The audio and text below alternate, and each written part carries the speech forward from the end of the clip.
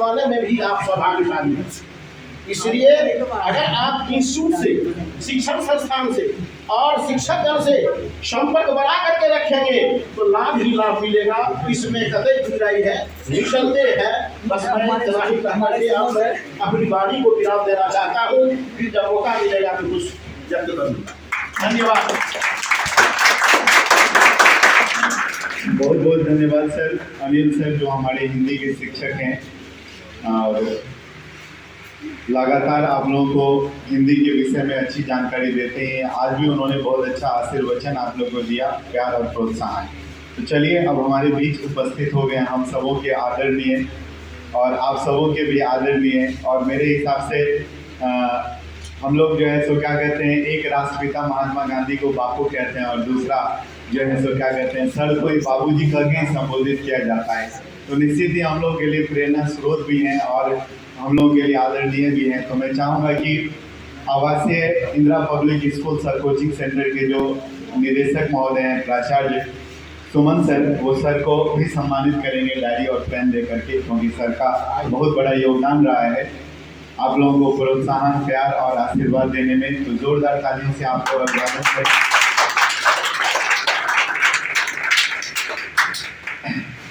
बाबूजी जो हमारे यहाँ मुख्य रूप से एसएसटी के शिक्षक रहे हैं, सिविक्स मुख्य रूप से पढ़ाते थे आप लोग को, तो उन्हें भी सम्मानित करते हुए, और मैं चाहूँगा कि बाबूजी का तो पूरा नाम उनको पता भी नहीं है, 2 शब्द बोल करके आप तमाम बच्चों को आशीर्वचन और संबोधन।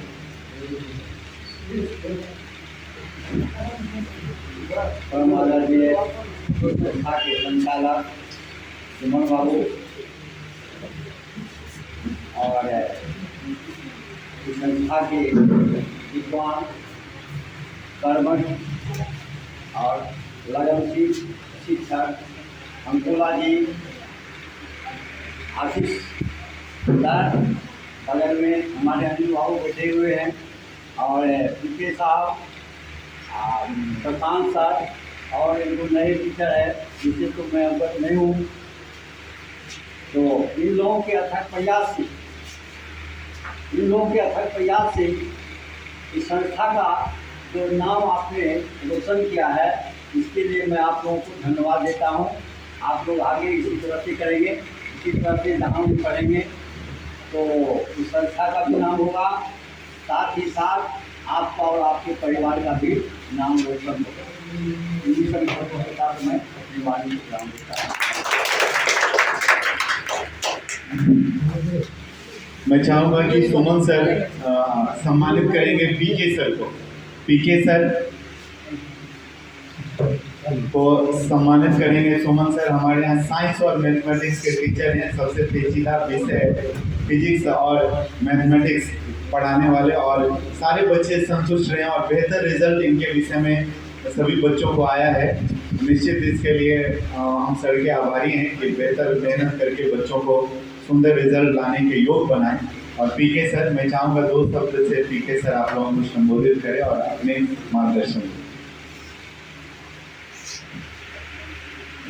आदरणीय उपस्थित शिक्षकगण एवं उपस्थित छात्र छात्राएं, आज मैं आप सबों का इस छात्र सम्मान समारोह के शुभ अवसर पर हार्दिक अभिनंदन करता हूं, और मैं इस संस्था को भी धन्यवाद देता हूं जो शिक्षक और बच्चों को सम्मानित करने का काम किया है।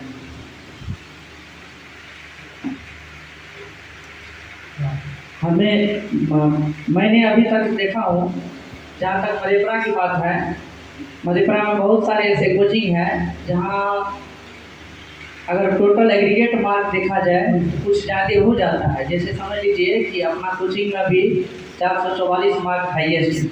कुछ ऐसे कोचिंग भी है जिसमें 455 भी गया है, 460 भी गया है। लेकिन अगर एवरेज देखा जाए तो कृष्णा विद्या विहार का एवरेज जो है वो पूरे मधेपुरा में नंबर 1 है। और देखिए, हाईएस्ट मार्क भी मायने रखता है, लेकिन एवरेज बहुत मायने रखता है। क्योंकि जैसे समझ लीजिए कि आप लोग क्रिकेट देखते होंगे और उसमें 11 प्लेयर होते हैं। अगर उसमें से सभी का परफॉर्मेंस बेहतरीन होता है तो टीम का चांस ज़्यादा होता है जीतने का। अगर उसमें से एक दो का ही परफॉर्मेंस अच्छा होता है तो टीम का जीतने का चांस बहुत कम हो जाता है।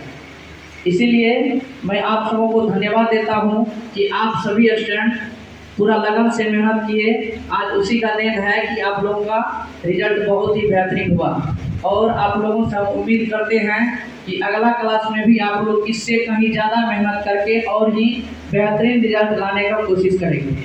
इन्हीं शब्दों के साथ मैं अपनी वाणी को विराम देता हूँ। बहुत बहुत धन्यवाद सर। और जैसा कि सर ने बताया कि एवरेज हमारे कोचिंग का बहुत ही ज़्यादा अच्छा रहा और बिल्कुल सही बात बोले हैं।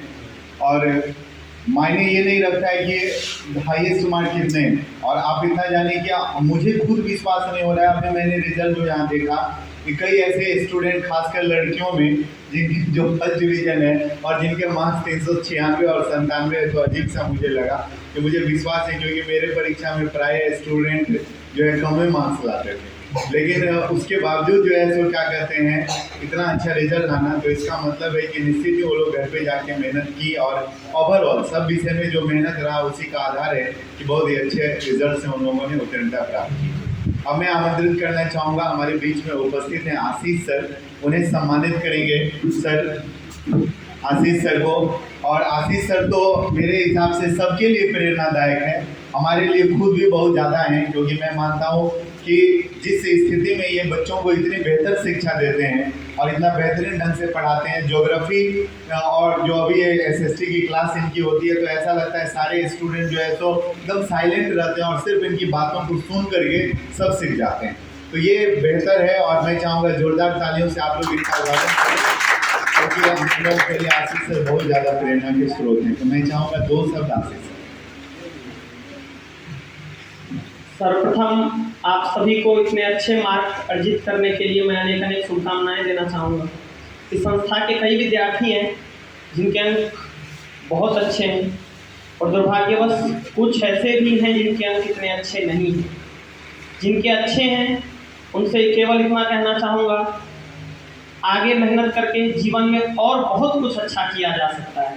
और दुर्भाग्यवश जिनके अंक इतने अच्छे नहीं हैं उनको इतना कहना चाहूँगा, आप मेहनत करके बहुत कुछ हासिल कर सकते हैं।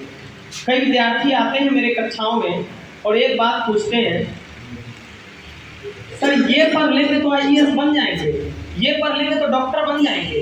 देखिए, कुछ बनने से ज़्यादा इम्पोर्टेंट है कुछ करना। आप अगर कुछ करने की लगन रखते हैं तो बन स्वतः जाएंगे, लेकिन अगर कुछ बनना है और करना नहीं है तो सफलता अर्जित नहीं होगी।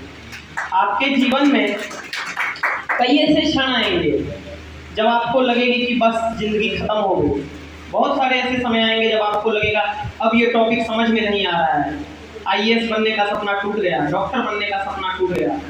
इस मौके पर मैं आपको हमारे भारत के पूर्व प्रधानमंत्री स्वर्गीय अटल बिहारी वाजपेयी की 4 लाइनें कहकर बताना चाहता हूँ।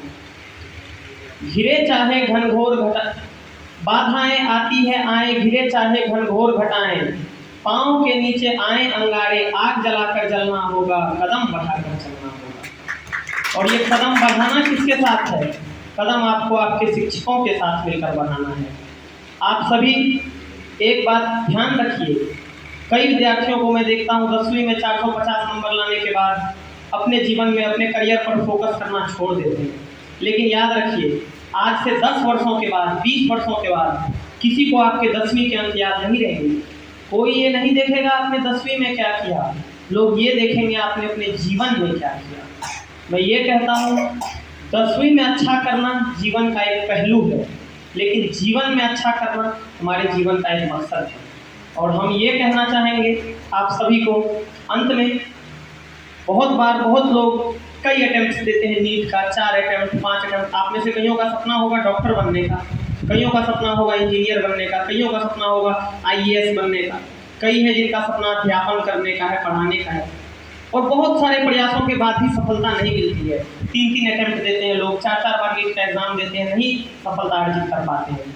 उनको केवल इतना कहना चाहूँगा, नन्ही चींटी दाना लेकर जब दीवार पर चढ़ती है, चढ़ती हुई दीवारों पर 100 बार फिसलती है। मन का विश्वास रगों में साहस भरता है, गिरकर चढ़ना चढ़कर गिरना ना अखरता है। आखिर उसकी मेहनत बेकार नहीं होती, कोशिश करने वालों की कभी हार नहीं।